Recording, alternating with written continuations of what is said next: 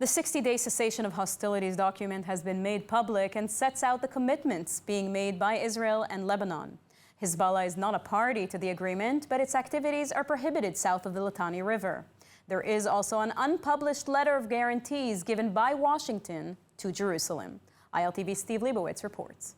The text of the Cessation of Hostilities document sets out commitments by Israel and Lebanon intended to end the direct contact between Israel and Hezbollah, with enemy forces pulled back behind the Litani River. This will include the gradual IDF pullout and its replacement by the Lebanese army. This would eventually enable civilians on both sides of the blue line marking the northern frontier to return safely to their homes within a reasonable amount of time.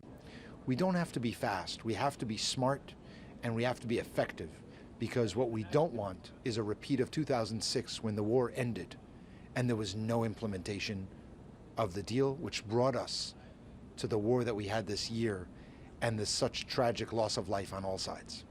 Not made public are the contents of a U.S. side letter to Israel. Details reported by Channel 12 said the letter includes guarantees that the U.S. has provided to Israel, affirming Israel's right to defend itself against renewed threats. The Israeli military that is on the ground in the first 2-3 kilometers from the border will remain in place for now. As the Lebanese army will redeploy back down to the south, the Israeli forces will leave. So this is not that it will take 60 days for the Israeli forces to leave the country, to leave the territory, but rather the first forces will leave over the next several days or first couple of weeks, and gradually over 60 days they will all depart.